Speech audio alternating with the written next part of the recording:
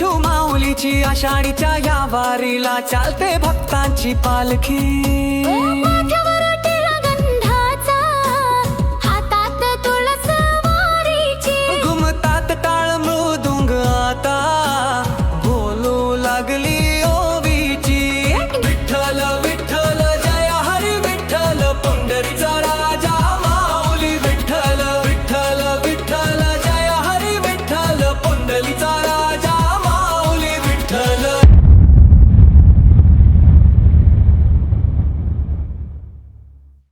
संत ज्ञानेश्वर माऊलींनंतर 250 वर्षांनी नाथांचा जन्म झाला। नाथांचे घराणे हे थोर भगवत भक्ताचे होते। प्रपंचीचे भाग्य परमार्थी वैराग्य दोन्ही यांना सांगत दोन्हीकडे असा त्यांचा अधिकार। गृहस्थाश्रम आणि परमार्थ या दोन्हीमध्ये त्यांनी आदर्श निर्माण केला। यक्षयापन जीवाच्या शाश्वत कल्याणासाठी भारतीय संस्कृतीने जो विचार मांडला त्या विचाराचं प्रतिनिधित्व करणारे अनेक संत, अगदी पाया माऊली ते कळसस्थानी शोधणारे जगद्गुरु श्री संत तुकाराम यांची यादी फार मोठी आहे। परंतु यात नाथांचं स्थान काही आगळं वेगळंच आहे। त्यांना शांती ब्रह्म ही पदवी मिळालेली आहे। म्हणूनच हे ज्ञान सामान्य माणसाला कळावं, भगवंताचं जे ज्ञान आहे ते प्रत्येक माणसाला कळावं म्हणून नाथांनी लोककलेचा आश्रय घेतला। म्हणूनच लोकसंस्कृतीमध्ये कोणत्याही बाई वासुदेव, जोगी, कोल्हाटी, कोठडी आपल्या दारात आला त्याच्या मुखात नाथांचे चमत्कार असतात। म्हणून जे भगवंताचं दिव्य ज्ञान आहे ते संस्कृतामध्ये, प्राकृतामध्ये आहे आणि ते आम्हाला कळते। ते आमच्या पुरतंच न ठेवता ते बाकीच्यांपर्यंत कसं पोहोचवायचं हे संत आपल्याला सांगतात। आज तुमच्यापैकी असाच एक लोकसंस्कृतीचा मालिक वासुदेव सादर करणार आहे। वासुदेव आला, वासुदेव आला, जगाच्या पारी तुम्ही हरी नाम बोला। वासुदेव आला, वासुदेव आला, वासुदेव आला, वासुदेव आला। संत श्री एकनाथ महाराज या वासुदेवाच्या मुखातून काय सांगतात बघा। वासुदेव वासुदेव म्हणा रे, वासुदेव वासुदेव म्हणा।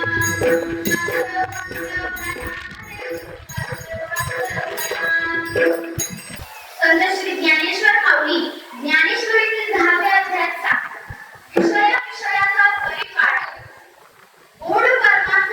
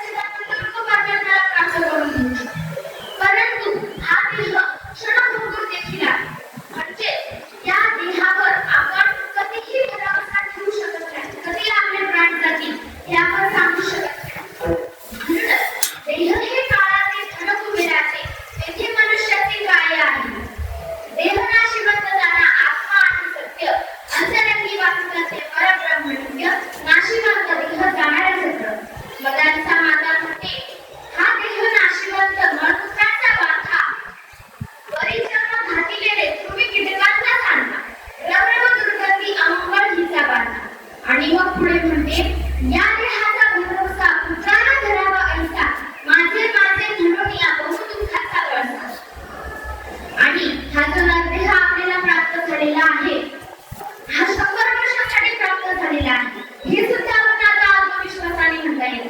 कारण आजकालच्या जीवनशैलीमुळे किंवा कलियुगातील वाढलेल्या अधर्मामुळे मानवाची जीवन मर्यादा फार म्हणजे फारच कमी झालेली आहे. अगदी लहानपणापासूनच अनेक लोक आपल्या देहाला क्षीण करून टाकतात. परंतु मी म्हणेन की या आजारांना तरी योग्य औषधोपचाराने आपण बरे करू शकतो. पण भस्म्या झाल्यासारखं भ्रष्टाचार नावाचा जो आजार आपल्या समाजाला झालेला आहे, तो मात्र आपल्याला पूर्णपणे भस्म केल्याशिवाय राहणार नाही. आजकालची वाढलेली लोकसंख्या, प्रदूषण, शिक्षणाचे अभाव आणि असे खूप सारे घटक आहेत जे समाजासाठी घातक आहेत. परंतु यातलाच एक महत्त्वाचा घटक म्हणजे हुंडाबळी. ही फार कठीण समस्या आहे. आपण जशी कोरोनाची लस घेऊन कोरोनाला घालवलं, तसेच या आजारांवरती कोणतीही लस उपलब्ध नाही किंवा औषधोपचार उपलब्ध नाही. यांना आपण केवळ योग्य समाज प्रबोधन, शिक्षण, प्रशिक्षण या सर्व गोष्टींनी काही अंशी आळा बसवू शकतो. या शिक्षणाने आपण एक सुशिक्षित समाज निर्माण करू शकतो आणि ज्या हातात हा देश पुढे घडणार आहे, ती भावी पिढी, ते भविष्य सुरक्षित असणं आपली सर्वात प्रथम जबाबदारी आहे. आणि जर आपण ते नाही करू शकलो, त्यांना योग्य संस्कार नाही देऊ शकलो, तर मात्र त्यांच्या जीवनात देखील आणि आपल्या जीवनात देखील कुसंस्कार, अज्ञान, अधर्म हे सर्व आपल्या जीवनात अंधकार निर्माण करू लागतात. आणि मग जेव्हा तुम्हाला ठरवलं जातं, तर तेव्हा आई वडिलांकडे सोड दाखवलं जातं. पण मग तेव्हा आपल्यामध्ये ते सहन करण्याची क्षमता नसते. म्हणून तुम्ही मुला-मुलींना योग्य समान अधिकार, शिक्षण द्या. पक्षाला दिवा हवा, तुम्हाला वारसदार हवा, या हव्याच्या पोटी जिने अजून सुंदर जग सुद्धा बघितलं नाही, दिसा मासाने वाटण्याची जी आशा धरून बसलीये, त्या गर्भात बसलीये, तिला गर्भातच नष्ट करून टाकण्याचं धाडस तुमचं घेतो. त्रिदेवतांना शक्ती पुरवते असे ती स्त्री शक्ती, ती जगदंबा, तिला गर्भातच नष्ट करून टाकण्याचं धाडस तुमचं घेतो. आणि कुठं भेटणारी बाबत. म्हणूनच आपल्या वाटेला कदाचित जे दुःख येतात ते आपल्या वाटेलाच का आले म्हणून आपण रडत भगवानाकडे जातो. परंतु ते आपल्याच कर्माचे फळ आहे हे मनुष्याला कधी कळणार. कधी कळणार आहे मनुष्याला की आपण जे करतोय हे फार चुकीचं आहे आणि आपण ज्या अधिकाराने जातोय रडत भगवंताकडे ते आपल्याच कर्माचे फळ आहे. आणि स्त्रीवर होणारे अत्याचार, हुंडाबळी या सर्व समस्यांमुळे तुम्ही मुलींना जन्म द्यायला घाबरू नका. पहिले तर त्यांना धाडसी बनवा, सडेतोड बनवा, स्वावलंबी बनवा आणि त्यांची ताकद तुम्ही बना, ज्याने ते त्या सर्वांचा प्रतिकार करू शकतील. आणि जरी दुर्दैवाने तिच्या वाटेला ते दुःख आलंच, तरी तुम्हाला मान खाली घालण्याची काहीही गरज नाही. कारण तिच्यासोबत हे घडलं हे हा तुमचा दोष नाही. ज्या देवट्याने ती पंथी विजवली, त्याला ज्यांनी जन्म दिला, त्या आईवडिलांना त्याची लाज वाटली पाहिजे. त्या भ्रष्ट मुलाला ज्यांनी जन्माला घातलं, त्या आईवडिलांना त्याची लाज वाटली पाहिजे. सांगण्याचं तात्पर्य काय, तर तुम्ही मुला-मुली हे भेद करू नका. दोघांना समान अधिकार, शिक्षण द्या आणि योग्य दंड देखील द्या. यानेच आपण या भ्रष्टाचारावर आळा बसवू शकतो. आता हा आपला जो दुर्मिळ, क्षणभंगूर असा देह आहे, तो याला मात्र आपली सर्व कर्माची फळं भोगावी लागतात, दुःख भोगावी लागतात, यातना भोगावी लागतात. अर्ध आयुष्य तर आपलं झोपण्यातच जातं, नंतर बालपणी खेळण्यात जातं, तरुणपणी तर मग काही सांगायचंच नाही. महाराज म्हणतात, तारुण्याच्या पदेन माने कोणासी सदा मनसुखी धुरे जैसा, आठवणी वेठुनी बांधला मुंडासा फिरतसे म्हैसाचा नाव. म्हणजे म्हैसा म्हणजे जडबुद्धी, नेहमी मान वर करून चालणार आणि नंतर मग धडपडून मरणार.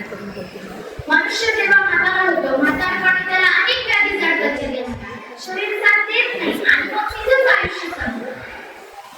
महाराज म्हणतात, अल्प आयुष्य मानव देह, शतकडिले ते अर्ध रात्र खाय, मध्ये बालत्व पीडा रोगक्षय, काही भजनात तुरले ते पाहिजे.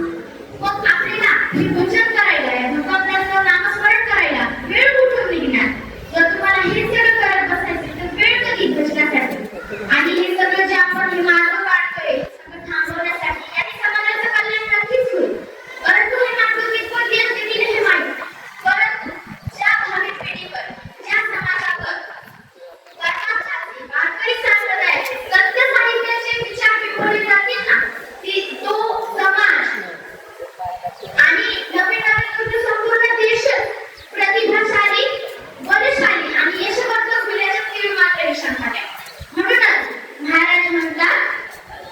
तुम्ही आठवण सुधारणारे, तुम्ही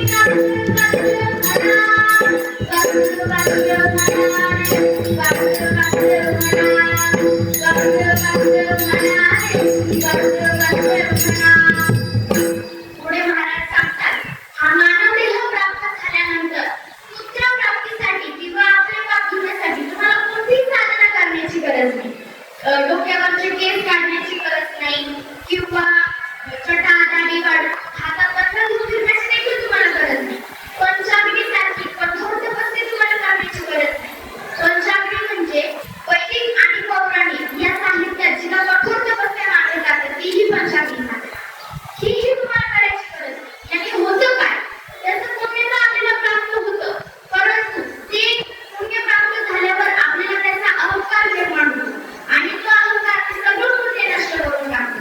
म्हणून तुम्ही फक्त काय करा, तर वासुदेव वासुदेव म्हणाले, तुम्ही वासुदेव वासुदेव म्हणा, वासुदेव वासुदेव म्हणाले, तुम्ही वासुदेव वासुदेव म्हणा. आवडीने भावे हरिनामाविषयी तुझी चिंता त्याची सर्व आहे.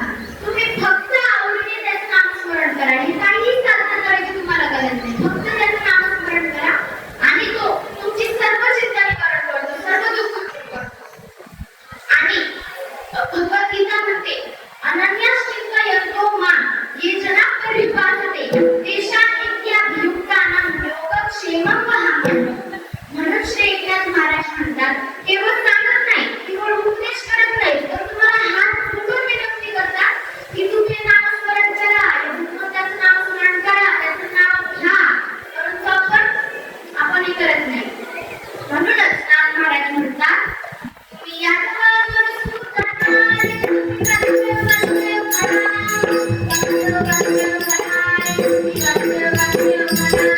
त्याची माझी वेदना करते, वासुदेव वासुदेव म्हणा.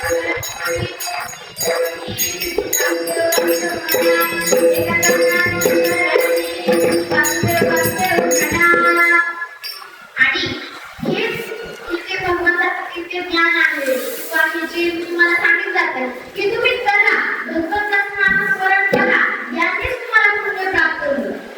आणि हा परमार्थ असा आहे ना की जर तुम्ही हे केलं आणि तुम्हाला ते पुण्य भेटतं, पण त्याच्यावर जर तुमचा अहंकार निर्माण झाला तर मात्र त्याचं सगळं पुण्य नष्ट होऊन जातं. त्यामुळे तुम्ही फळाची प्राप्ती आपल्याला झालीच पाहिजे, इच्छा न ठेवता निस्वार्थ